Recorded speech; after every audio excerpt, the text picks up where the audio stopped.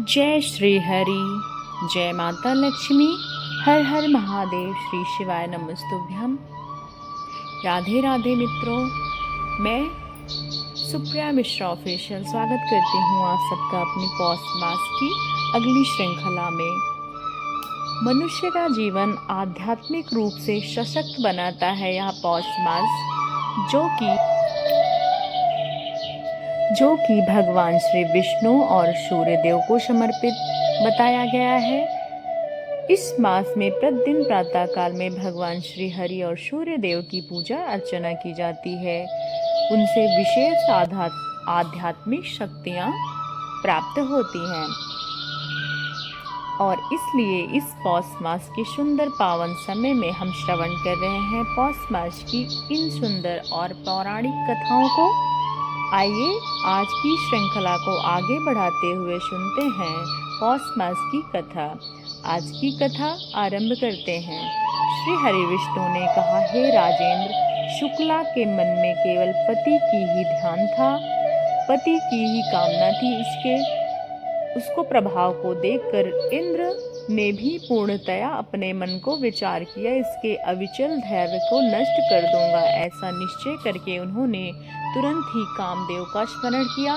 महाबली कामदेव अपनी प्रिया रति के साथ वहां पर पहुंचे और कहा, हे नाथ, इस समय के लिए मुझे याद है।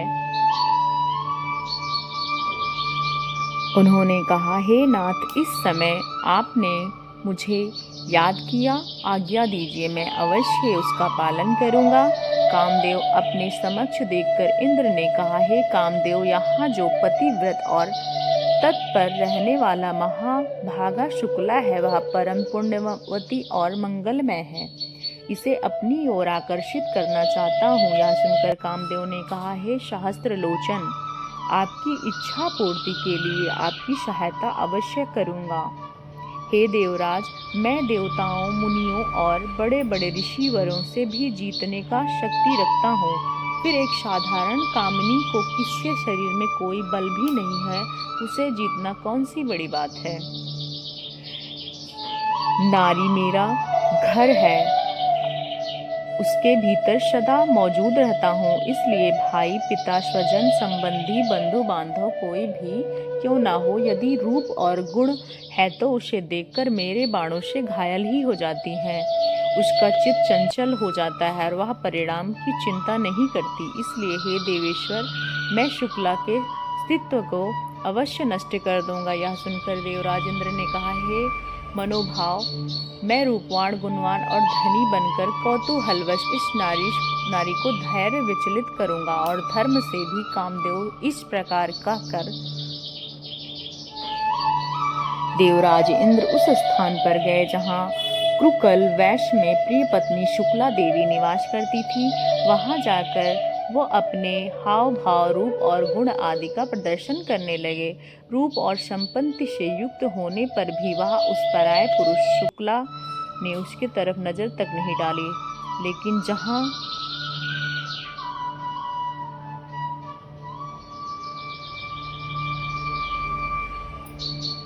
लेकिन वो जहाँ जहाँ जाती वहाँ वहाँ पहुँचकर इंद्र उसे निहारते रहते।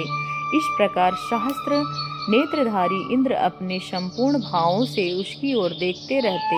इंद्र उसके पास अपनी दूती भेजा। वह मुस्कुराती हुई गई और मन ही मन शुक्ला की प्रशंसा करती हुई बोली, अहो, इस नारी में कितना सत्य है, कितना धैर्य है, कितना तेज है, कितना क्षमा भाव है। संसार में इसके रूप से समानता करने वाली कोई और सुंदरी नहीं है। उसके बाद उन्होंने शुक्ला के पास जाकर पूछा, कल्याणी, तुम कौन हो, किसकी पत्नी हो? जिस पुरुष को तुम जैसी गुणवती भार्या प्राप्त हो वह इस पृथ्वी पर पुण्य का भागी है। दूती की बात सुनकर मनविनी शुक्ला ने कहा, हे देवी, मेरे पति वैश्य जाति में उत्पन्न धर्मात्मा सत्य प्रेमी हैं।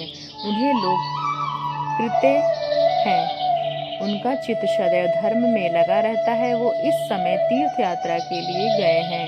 इन्हें गए हुए आज 3 वर्ष हो गए, अतः मैं उनका महात्मा के बिना बहुत दुखी हूँ और यही मेरा हाल है। अब बताओ तुम कौन हो?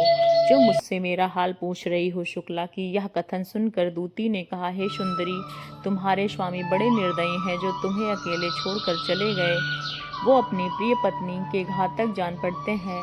अब उन्हें लेकर क्या करोगी? तुम जैसी साध्वी और सदाचार परायण स्त्री छोड़ के चले गए। वो पापी हैं और तुम्हारा उनसे क्या नाता?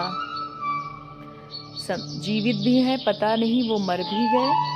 तुम व्यर्थ ही इतना खेद कर रही हो। इस सोने जैसे शरीर को क्यों नष्ट कर रही हो? मनुष्य बचपन में खेल कूद के सिवा किसी का सुख अनुभव नहीं करता। इसलिए हे सुंदरी, जब तक युवानी है तब तक संसार का संपूर्ण सुख और भोगो। यह देखो, एक पुरुष आए हैं जो बड़े सुंदर, गुणवान, सर्वज्ञ, धनी और पुरुषों में श्रेष्ठ हैं। तुम्हारे ऊपर इनका बड़ा प्रेम है। यह सदा तुम्हारे हित साधन के लिए प्रयत्नशील रहते हैं। इनके शरीर में कभी बुढ़ापा नहीं आता। वो स्वयं ही सिद्ध हैं, लेकिन दूसरे को भी उत्तम सिद्धि प्रदान करने वाले हैं। यह सुनकर शुक्ला ने कहा, हे दूती, यह शरीर मलमूत्र का खजाना है, अपवित्र है, सदैव क्षय में रहता है। यह पानी के बुलबुले के समान क्षण भंगुर में फिर इसके रूप का क्या वर्णन कर रही हो? 50 वर्ष की अवस्था में ही यह देह दृढ़ रहती है, उसके बाद प्रतिदिन क्षीण होती जाती है। जैसे तुम जैसा पुरुष वैसी हूँ मैं, तनिक भी संदेह नहीं है। ऊंचे उठने का परिणाम पतन ही आता है। यह बड़े बड़े वृक्ष और पर्वत काल से पीड़ित होकर एक दिन नष्ट हो जाते हैं। यही दशा संपूर्ण भूतों की है। घड़ों को नाश जैसे सब जल मिलकर एक हो जाता है, उस शरीर में एकता समझो। त्रिविध शरीर का नाश होने पर पंचकोश में संबंध से 5 प्रकार के प्रतीत होने वाला आत्मा स्वरूप हो जाता है। काम, उस समय स्त्री और पुरुष दोनों इंद्रियों की उत्तेजना होती है। इससे क्षण भर के लिए सुख मिलता है और फिर वैसे ही दशा हो जाती है। इस प्रकार कथन कह के उसके साहस, धैर्य और ज्ञान की आलोचना करके इंद्र मन ही मन सोचने लगे, इस पृथ्वी पर दूसरी कोई स्त्री ऐसी नहीं है जो इस प्रकार की बात कह सके। इसका वचन योग स्वरूप निश्चयात्मक ज्ञान रूप जल से प्रचलित है। इसे कोई संदेह नहीं है कि यह महाभागा शुक्ला परम पवित्र है और सत्य स्वरूपा है। वह समस्त त्रैलोकी का धारण करने वाले में असमर्थ है। यह सोचकर इंद्र ने कामदेव से कहा, अब तुम्हारे साथ कृकुल पत्नी शुक्ला को देखने चलूंगा। कामदेव अपने बल पर बड़ा अभिमान था। वो जोश में आकर इंद्र के सामने कहने लगे, हे देवराज, जहाँ वह पतिव्रता रहती है उस स्थान पर मुझे ले चलिए। मैं अभी चलकर उसके ज्ञान, वीर, बल, धैर्य, पवित्रवत सब कुछ नष्ट कर दूंगा। उसकी क्या शक्ति है जो मेरे सामने टिक सके? कामदेव की बात सुनकर इंद्र ने कहा, हे काम, मैं जानता हूँ यह पतिव्रता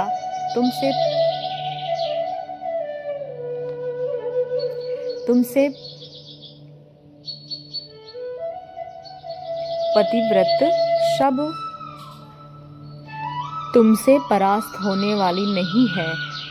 यह अपने धर्म में पराक्रम से सुरक्षित है, इसका भाव सच्चा है। फिर भी मैं यहाँ से चलकर तुम्हें तेज बल और भयंकर पराक्रम को देखूंगा। ऐसा कहकर इंद्र धनुर्धर वीर कामदेव के साथ चल पड़े। उसके साथ कामदेव की पत्नी रति वहाँ और दूती भी थी। वह परम पुण्यमय पतिव्रता अपने ही द्वार पर अकेली बैठी थी। केवल पति के ध्यान में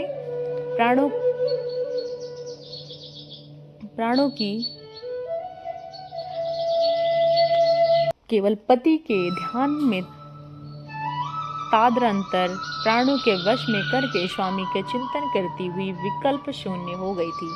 कोई भी पुरुष उसकी स्थिति की कल्पना नहीं कर सकता था। उस समय इंद्र अनुपम तेज और सौंदर्य से युक्त, विलास और हाव भाव से सुशोभित अत्यंत सुंदर रूप धारण करके उनके सामने प्रकट हुए।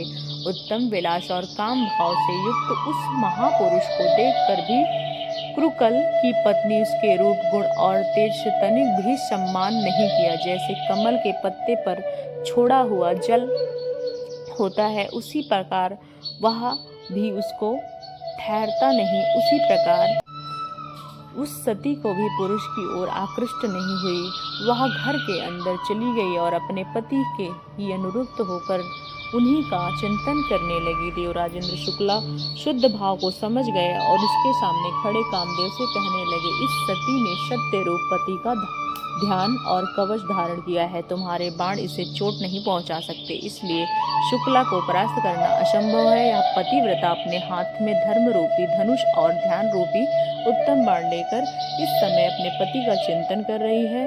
हे कामदेव, इस सती के तप को नाश करने में हम दोनों ही तुम जानते हो कि पहले एक बार मैं सती के साथ समागम करने का महापाप कर परिणाम भोग चुका हूँ। महर्षि गौतम ने मुझे भयंकर श्राप दिया था। आग की लपट को छूने का साहस आग की लपट को छूने का साहस कौन करेगा? कौन ऐसा मूर्ख है जो अपने गले में भारी पत्थर बांधकर समुद्र में उतरना चाहेगा? जब इस प्रकार देवराजेंद्र जाने के लिए तैयार हुए तब कामदेव उन्हें उकसाया और कुछ ऐसी बातें कहीं जो उन्हें नहीं कहनी चाहिए थी। और फिर क्या हुआ वह हम जानेंगे इस पौष मास की अगली श्रृंखला में। तब तक के लिए चैनल को लाइक कीजिएगा ताकि आने वाले सारे अपडेट आप तक पहुंचते रहें। जय श्री कृष्ण, राधे राधे मित्रों। इसी के साथ इस पवित्र कथा को यहीं पे समाप्त करते हैं। अगली श्रृंखला की कड़ी में हम सुनेंगे प्रातःकालीन अगली सुबह में।